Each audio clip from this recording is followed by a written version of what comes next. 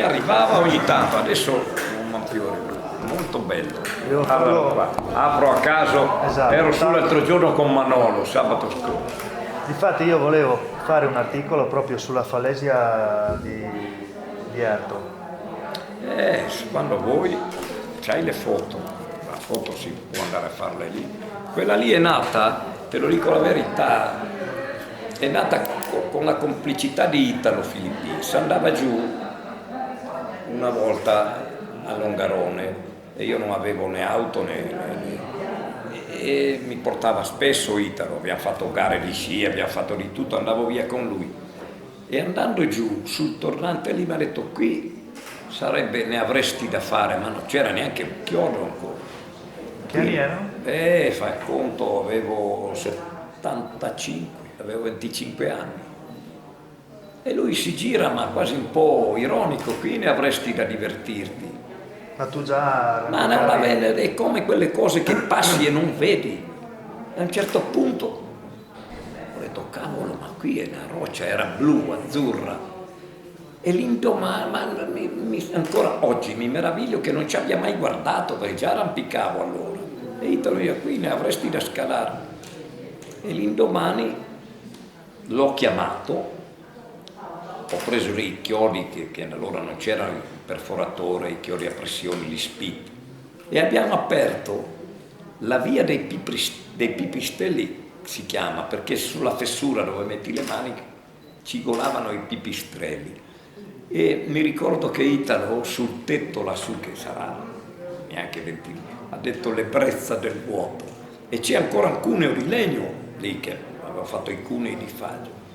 Poi ci siamo spostati un po' più a destra, sempre con mezzi normali, chiodi normali, e abbiamo fatto quelle vie che adesso c'è la zona no big, cioè sono vie un po' più facili.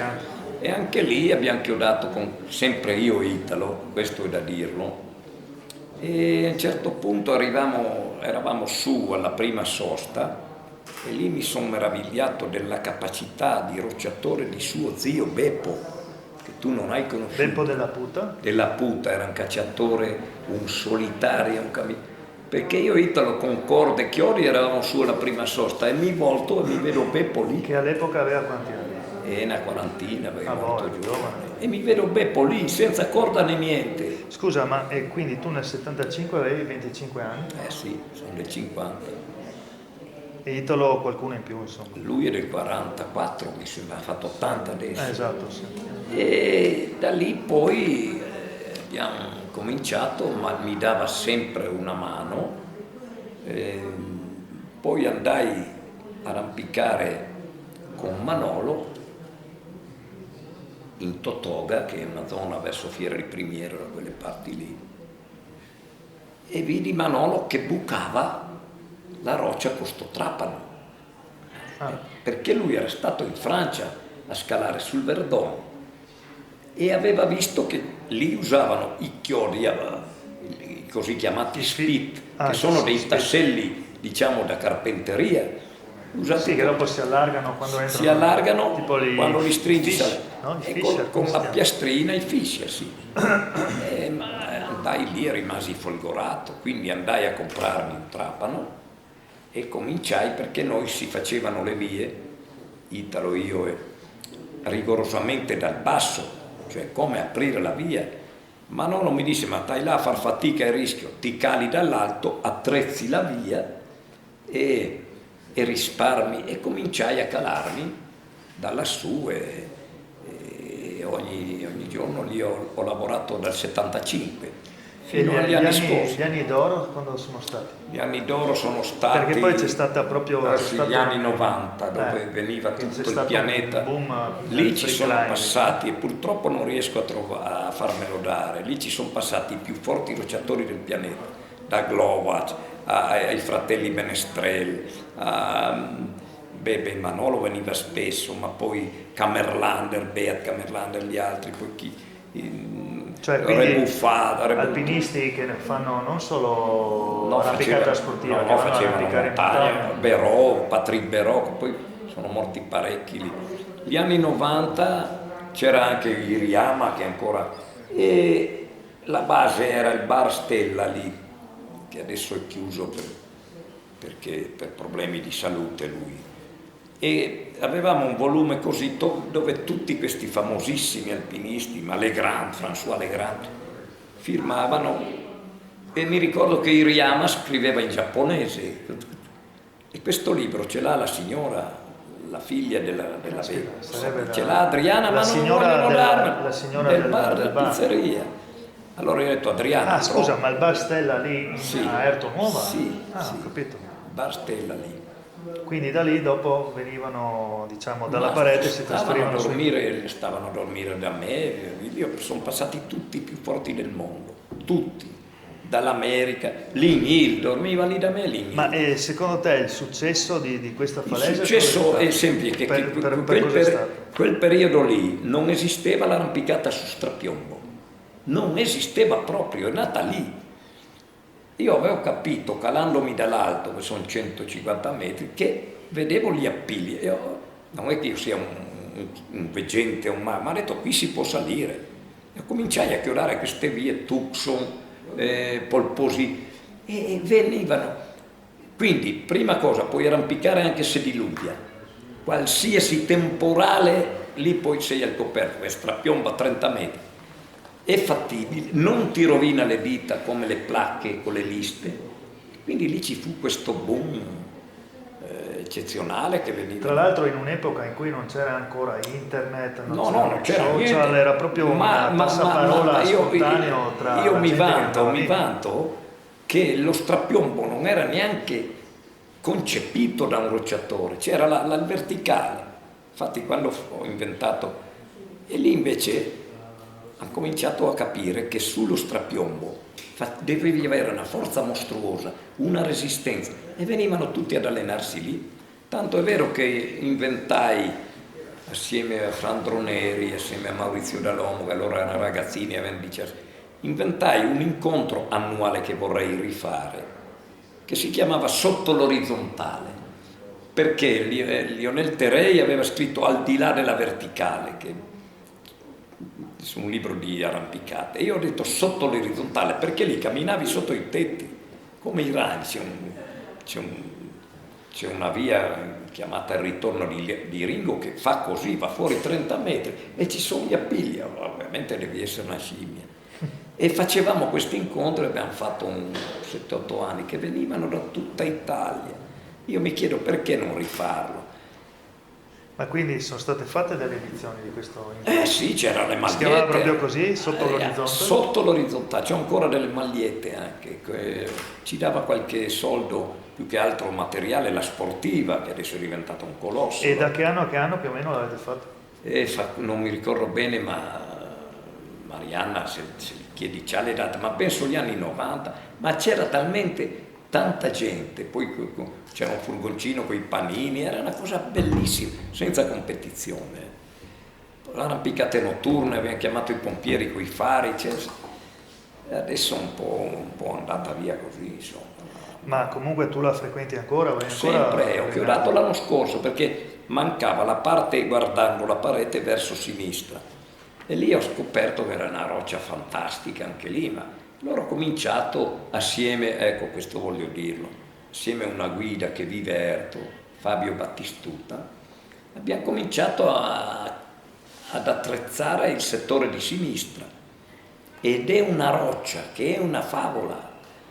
Certo, mi dispiace di una cosa, che né il comune né la regione hanno saputo valutare questo lavoro, perché se tu prendi Arco di Trento, abbiamo inventato con Manolo, Roberto Bassi, Rolando Larcher, adesso è diventato un'industria, ogni 20 metri c'è un negozio di sport, altro uguale è successo. Tutto attorno all'arrampicata sportiva? Tutto gira lì, vengono dal pianeta.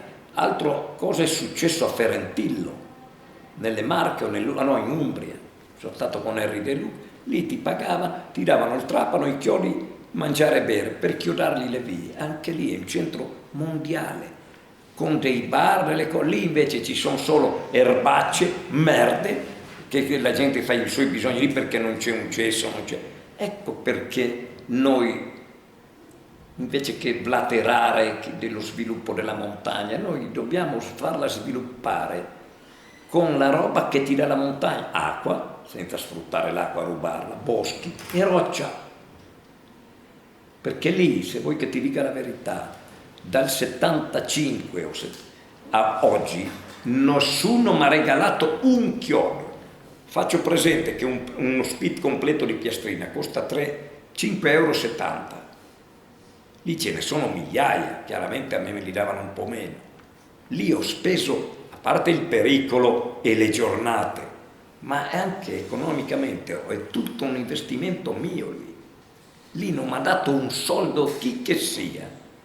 Mettevo via dei soldi, andavo a prendermi la roba e attrezzavo. Quindi il comune, la regione, anche cercare di sviluppare sto posto,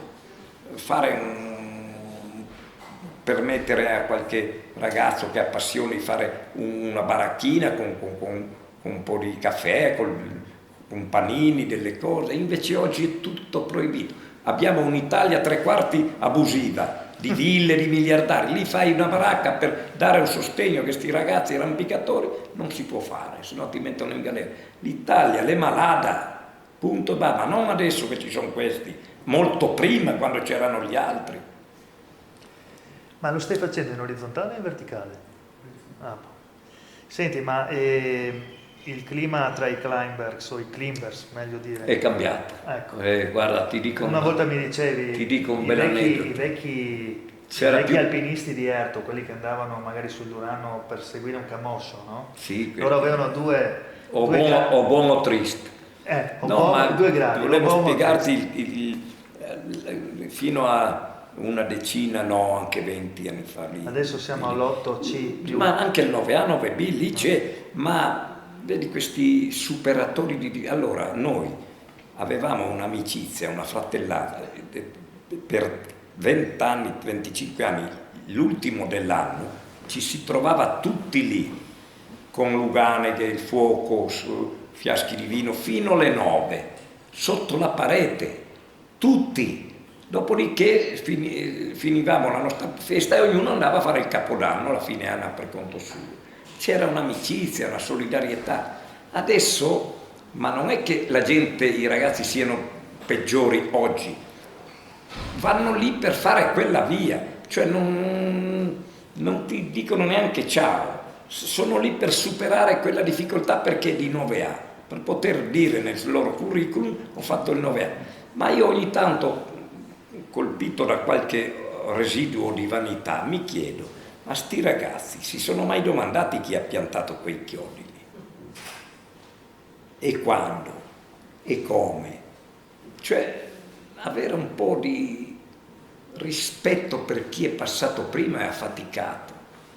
Un giorno ero andato a scalare lì, avevo lasciato sulla corda, era uno pieno di soldi perché hanno una ditta di caffè molto importante che non è Illy, e mi tira giù sta corda, ma gli ho detto ma come mai dovevo provare di nuovo? No, ma devo farla io. Ma ti sei chiesto chi l'ha messo quei chiodi là? Ragazzino, te lo sei chiesto chi ha messo quei chiodi? Ho un po' esagerato, però ho detto guarda che questi arrampico sulle mie robe, non sulle tue. Era un figlio di un pezzo grosso che producono caffè. Senti, ma personalmente l'avventura alpinistica che ti ha dato più soddisfazione, qual è stata?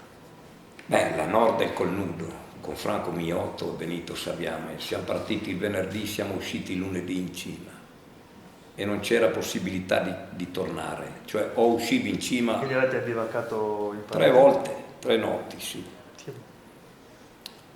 Era a fine giugno dell'80, 82. Loro sono morti perché uno era del 32, Miotto, e Saviame ha preso un brutto male. Erano già anzianotti loro, cioè 50 e passati. Senti, ma di quegli anni ruggenti lì, no? Delle prime esperienze, delle prime avventure lì sulla Falesia, C'è qualche foto da qualche parte? Lì, magari in biblioteca a Erto? Non so, ma Marianna ha le diapositive mie. Marianna, tua figlia? Sì, ma c'è anche sul sito, le hanno messe, sì, e poi venivano gli altoatesini, venivano... Sì, è stato bello lì.